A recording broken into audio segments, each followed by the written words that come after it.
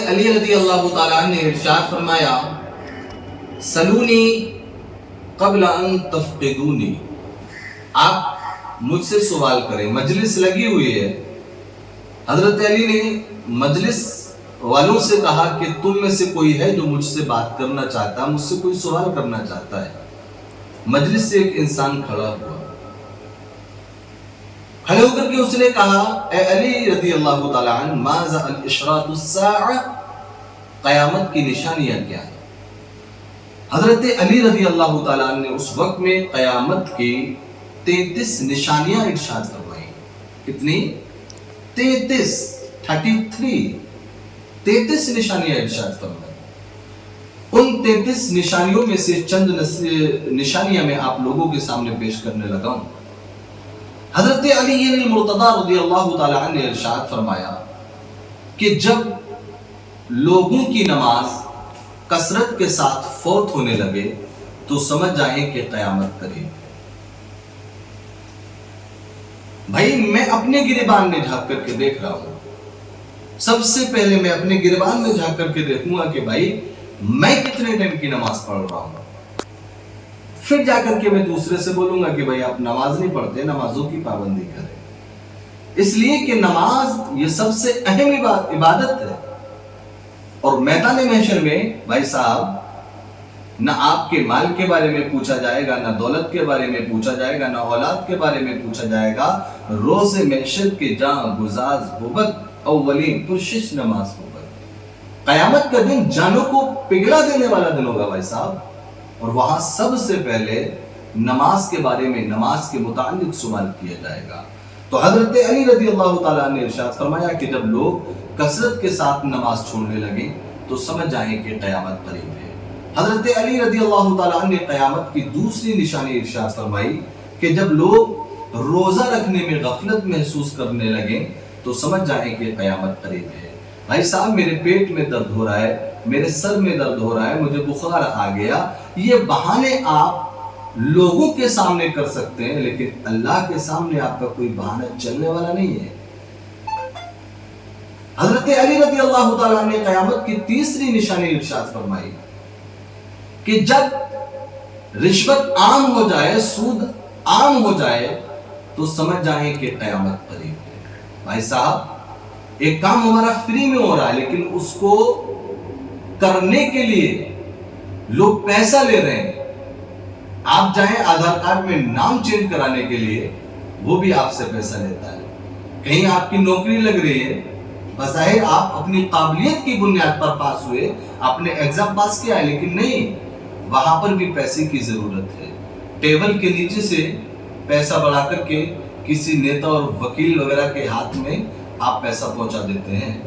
جب رشوت اور سود عام ہو جائے تو حضرت علی رضی اللہ تعالیٰ عنہ ارشاد فرماتے ہیں سمجھ جاؤ اقترب الساعہ، قیامت قریب ہے۔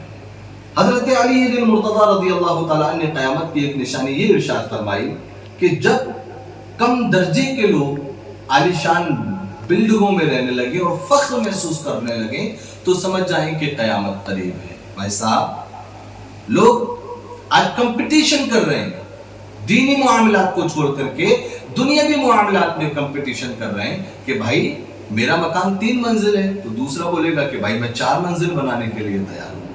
ایک انسان بول رہا ہے کہ میرے پاس اتنی دولت ہے، دوسرا انسان سمجھ رہا ہے کہ یار اس کے پاس اتنی دولت ہے تو میرے پاس اس سے زیادہ ہونا چاہیے۔ لوگ دینی معاملات کو چھوڑ کر کے دنیاوی معاملات میں کمپٹیشن کر رہے ہیں۔ میں کہتا ہوں کہ آپ دینی معاملات کو چھوڑ کر کے دنیاوی معاملات میں کمپٹیشن نہ کریں، بلکہ دنیاوی معاملات کو چھوڑ کر کے دینی معاملات میں کمپٹیشن کریں۔ انشاءاللہ دور صحابہ اتنا ہی پلٹ کر کے واپس آنے لگے گا۔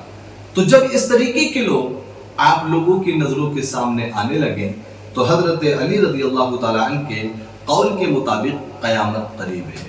حضرت علی رضی اللہ تعالیٰ عنہ نے قیامت کی ایک نشانی اور ارشاد فرمائی کہ جب صلح رحمی ختم ہو جائے تو سمجھ جائیں کہ قیامت قریب ہے۔ صلح رحمی کیا ہے بھائی صاحب؟ وہ ماں باپ کے جنہوں نے تمہیں پال پوس کر کے بڑا کیا، وہ باپ کے جس نے تمہیں بولنے کا طریقہ سکھایا، لوگوں سے ملنے کا طریقہ سکھایا، بات چیت کرنے کا طریقہ سکھایا۔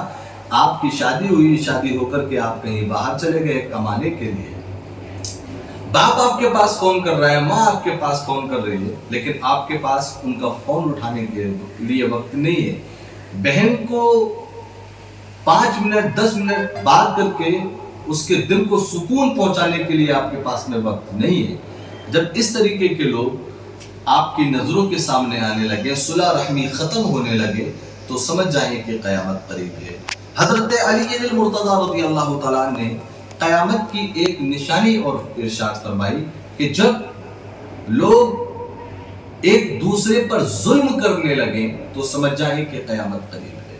ایک انسان گھر سے بلٹ لے کر کے نکلتا ہے، راستے میں ایک بیچارہ پیدل جا رہا تھا، اس نے ہارن بجایا، وہ ہٹا نہیں، اس نے گاڑی کھڑی کی اور اس کے ایک تھپڑ مار دیا. اب بیچارہ وہ تھپڑ کھا کر کے سیدھا واپس اپنے گھر کی طرف جا رہا ہے. یعنی اس نے ایک مردہ سنت کو زندہ کیا. یہ نبی کی سنت ہے کہ کوئی انسان نبی کو گالی دے رہا ہے، کفار نبی کو گالی دے رہے ہیں، لیکن نبی نے گالی کا جواب گالی سے نہیں دیا، یا تو خاموشی کے ساتھ نکل گئے، یا پھر گالی کا جواب آپ نے گالی سے نہیں دیا بلکہ اچھی باتوں سے دیا، اپنے اخلاق اپنے کردار کو ان کے سامنے پیش کیا. اب اسی طریقے سے جس انسان نے تھپڑ کھایا، یہ تھپڑ کھا کر کے نبی کی ایک مردہ سنت کو زندہ کر رہا ہے، اور یہ بے وقوف سمجھ رہا ہے کہ سامنے والا انسان مجھ سے ڈر رہا ہے. تو سمجھ جائیں کہ جب اس طریقے کے لوگ آپ کی نظروں کے سامنے آنے لگیں، اقترب الساعہ، حضرت علی رضی اللہ تعالیٰ عنہ کے قول کے مطابق قیامت کا وقت قریب آ چکا.